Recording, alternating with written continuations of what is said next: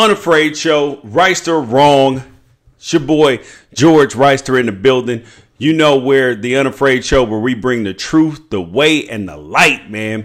Like this is where we come to have open and honest conversations about all the things going on in sports and life, all of these things, and we have them in an unafraid way.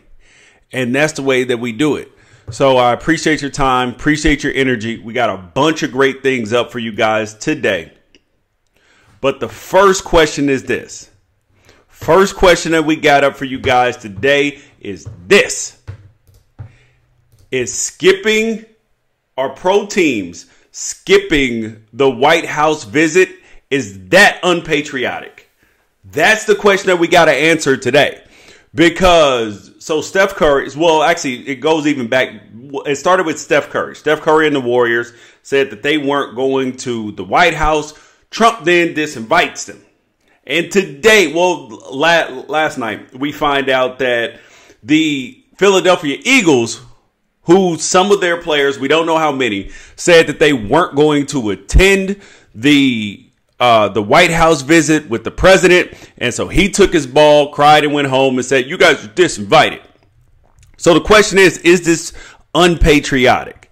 And that's the question that we have to answer, the thing that we have to discover. There's a bunch of facts in this.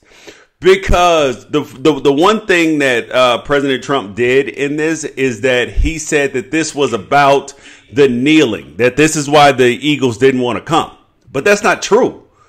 It's not true at all, because if you look at the Philadelphia Eagles and you Google search, you can look up any video. Do you know how many players from the Philadelphia Eagles kneeled last season? 0. You guys, please make sure you swipe up, share the feed, like the feed, tell a friend about the Unafraid Show. 0 Philadelphia Eagles kneeled for the anthem last year. 0. So why on earth would this be about the anthem? It's not. These people don't agree with Trump's politics. That's why they don't want to go to the White House. And the metric that we're trying to use for patriotism is completely flawed. It's completely flawed. Because skipping the White House visit is not anything new. Like, this has been done time and time again. Like, if you're going to criticize the Philadelphia Eagles as unpatriotic, you have to criticize Tom Brady. You got to criticize Michael Jordan, Larry Bird, the beloved Boston Red Sox with Theo Epstein, Manny Ramirez. They didn't go to the White House. James Harrison didn't go, not even when Obama was in. Albert Pujols, Tony La Russa, Tim Thomas for the Boston Bruins, Matt Burke, Jake Arrieta. All did not go to the White House. And there's been countless others. But this is unpatriotic? How the hell does that make sense? How the hell does that make sense that this is unpatriotic? It's not. It makes sense because, well, it doesn't make sense because it is not unpatriotic. And here's the thing.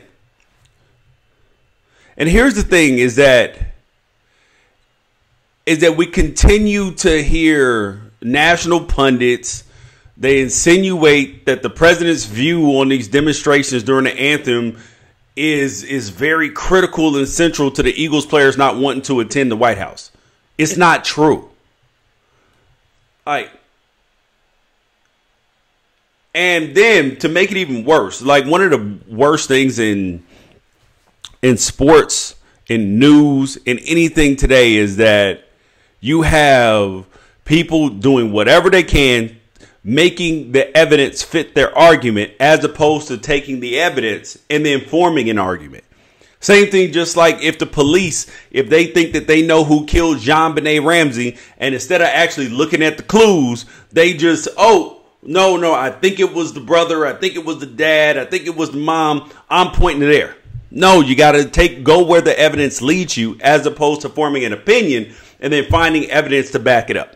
Because Fox News found that they found a picture of Zach Ertz and other Eagles players kneeling, but they were actually praying before the game, not kneeling for the anthem. Like, that's just a clear case of, oh, wait, hold up. No, we have a narrative to fit. Let's fit the narrative, as opposed to doing the facts, looking at the facts. And with President Trump disinviting somebody who wasn't coming anyway, I think it's hilarious. I think it's absolutely hilarious. I think it's hilarious. How are you going to disinvite somebody somewhere who they weren't coming anyway?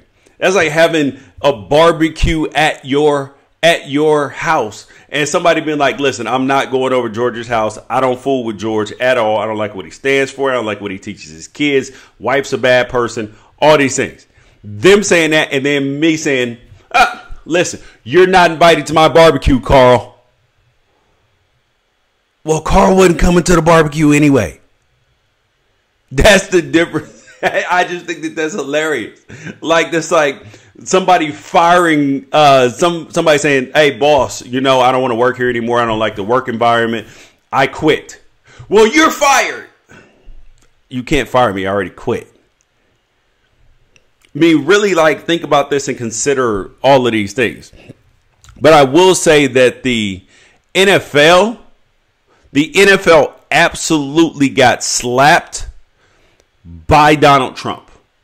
NFL got slapped hard by Donald Trump with this whole disinvite because they already got the NFL and its ownership already got bullied, admitted it got bullied by Donald Trump and big government, which Republicans hate. Big government is one of the things.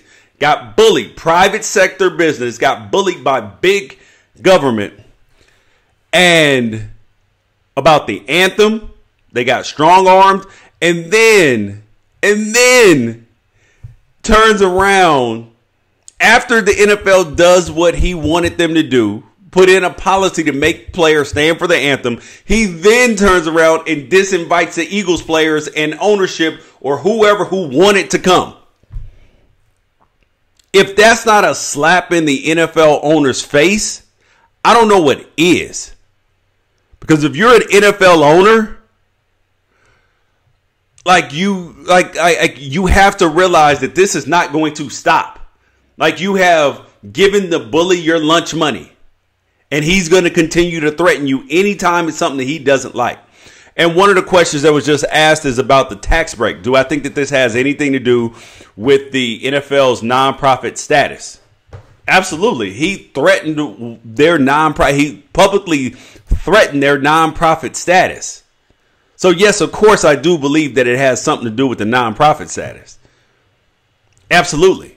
And that's where the NFL screwed up, is they gave in to the bully. And when you give in to the bully, guess what happens? People just, they will continue to come at you continuously if you do not stand up to it.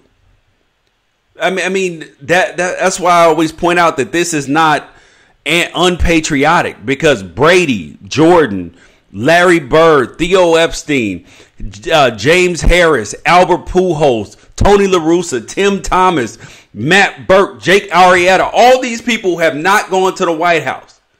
So it's not unpatriotic. Like, this is normal behavior. Like, this is normal behavior for free citizens out in the world to choose that they don't want to go to a place. So it's not unpatriotic. The interesting thing about this is that Steph and LeBron James already came out and said that no matter who wins the championship, they won't be going to the White House. They won't be going to the White House. Not that they would be, but you know what? They will get a disinvite. We know the Warriors are going to win, but let's say the Cavs win, whatever. I find that interesting because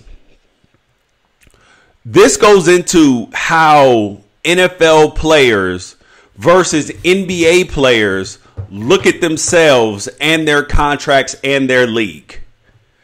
Because Steph and LeBron, they're not afraid to stand up and say, I'm not going to the White House. Here's how I believe politically. Here's what I think about stuff going out in the world. Steve Kerr, all of that. Because the league empowers its players and its owners to be independent contractors, stand on their own, and we're not getting involved in all that stuff. That's what the NBA does. NFL fails when it doesn't do stuff like that. Because I find it interesting is that the Cavs are owned by Dan Gilbert.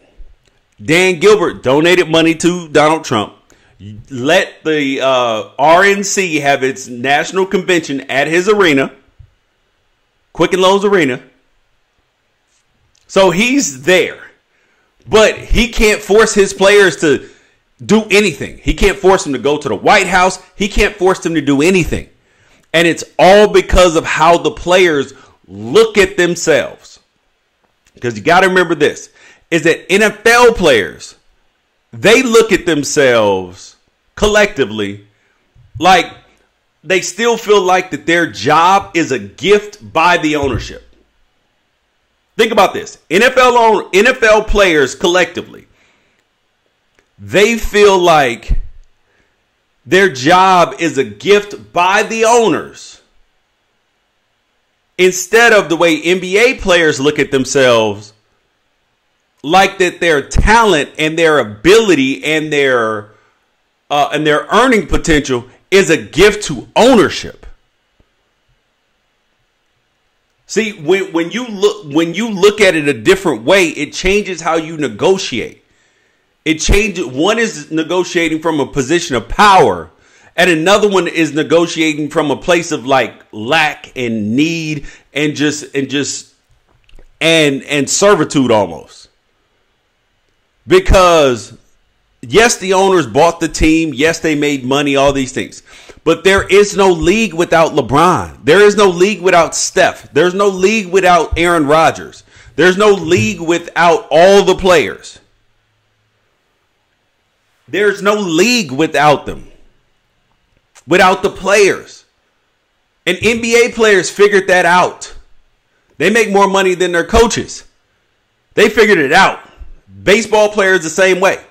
Except for they're not allowed to speak out. They refuse to do that at this point in time. And somebody asked me this question earlier today, and somebody just reminded me of it right now. They said, why don't all NFL players boycott if they don't feel that this national anthem protest is correct? If they don't like it, this is the reason why. Is it how they view themselves? And the place of if you don't view yourself as the commodity, the most important thing, trying to view yourself as partners with the league and not the actual most important part of the league. Because the infrastructure is important, but the players, way more important. That's why people tune in. They don't tune in to see infrastructure. They don't tune in to see Mark Cuban, Dan Gilbert, any of these other owners. They tune in to see the players. Same thing with the NFL. Nobody cares what Robert Kraft is doing if Tom Brady's not throwing touchdowns. Nobody cares what the new Panthers owner is doing if Cam Newton's not running the ball, throwing touchdowns. Nobody cares. That's the part that we gotta. Well, NFL players is that they have to realize that they're negotiating from a mentality of weakness because their job is a gift by ownership, as opposed to their talent and ability being a gift to the ownership and the owner's pockets. That's the difference. That's the difference. And I wanted to go back slightly to the question. The question of the day that we originated with is skipping the White House visit unpatriotic? And overwhelmingly, like I can't think of a reason why anybody should be forced to go. I mean, you just should not. I mean, it's like standing for the anthem. This is America. We have rights, we have freedoms, we have choices. That's what makes America great. So at the point in time where the government is allowed to start pushing propaganda messages about private citizens and affecting private business, that's big government. And that's a problem. Lower taxes, smaller government, personal responsibility. Just saying. Just saying. I mean, at some point in time, we got to do something different. I 100% agree. Somebody just sent in a comment that skipping is absolutely a sign of free speech. Absolutely. I wanted to talk a little bit about the about how the idea that we have in this country, which has been talked about the national anthem, that has been talked about with other things in life. They're like, oh, the idea that you have to do things because this is the way we've always done them. Because somebody asked me a question today on Twitter.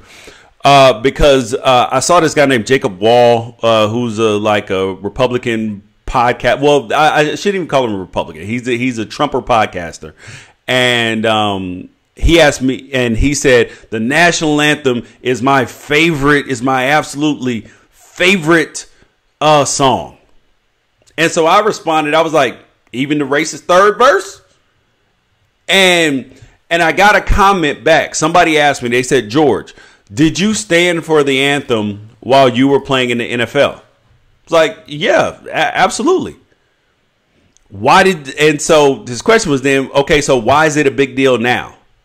Like, first of all, the players are not, players were not standing for the anthem just out of general. It was to raise awareness about an issue, about a topic. That's why they weren't standing for the anthem. It had nothing to do with the actual anthem itself. Side note, second point is that the third verse of the anthem is racist. Talks about slaves and how that not even the slaves can stop what is going on. So the idea that just because things have always been done one way, you have to stand, you have to do this, you have to do that, doesn't mean that it's always the right way. Because if we just took that approach, women will be barefoot in the kitchen. I know that some people believe that that's the way it should be, but they have a lot to offer in this world and making this world a better place. Mark Zuckerberg wouldn't have dropped out of school and created Facebook. I mean, Phil Knight would still be selling Onitsukas if it wasn't for being bold and going against the norm. I mean, black people would still be slaves. This is how it works. Like, you have to be willing to step out of your comfort zone and try for something better, as opposed to not making waves. Because without disruption, there is no change. Like, there is no breakthrough. There is no monumental change. There is no monumental growth, no innovation without disruption. Like, you have to disrupt the actual pattern of doing things to be an innovator, to do something amazing. You just have to. So, and with that innovation and with that difficulty comes pushback initially, but then it gets better. But then it gets easier. Because the guy that was coming at me earlier, he said, okay, so why don't, if all this feels divisive to so many white people, why don't black people and people of color and women, why don't they just try to find a different way to deliver their message? That way the Make America Great Again crew can understand it, because the way they're trying to deliver it now just turns them against the message. And I was like, what kind of sense does it make to acquiesce and try to curry favor with people to get them to try to do the right thing, instead of them doing the right thing just because it's the right thing? And that's why I say that protein skipping the White House is not unpatriotic. It is the most patriotic thing that you can do exercising your freedoms that our men and women and servicemen and women died and fought for. You guys are watching the Unafraid Show. George Reister here. You guys, make sure you download the podcast. Please make sure that you send your comments, questions, any of that in to unafraidshow@gmail.com. We're going to keep bringing the truth, the way, and the light each and every day. Appreciate your time. Appreciate your energy. And also, if you guys know any writers, you guys already know, if you guys know any writers, send them my way. Somebody just sent in an interesting comment. Take the anthem out of all sporting events, problem solved. It's too late for that, only because the Department of Defense started paying leagues, I think in 2009, to play the national anthem and do demonstrations with the players and with the teams to help recruitment and make the military look good and all these things. So that's why that whole thing changed. And now that it's become such a big issue, I think it would become an even bigger issue if you take the national anthem out of the game altogether. Well, with the players involved in it at all. So, yeah. So there it is. You guys are Unafraid Show, Rice or Wrong. Please make sure you download the podcast and also check out Rice or Wrong on Instagram and the unafraidshow.com. We got a new article popping up tomorrow. Peace out. Catch you guys tomorrow.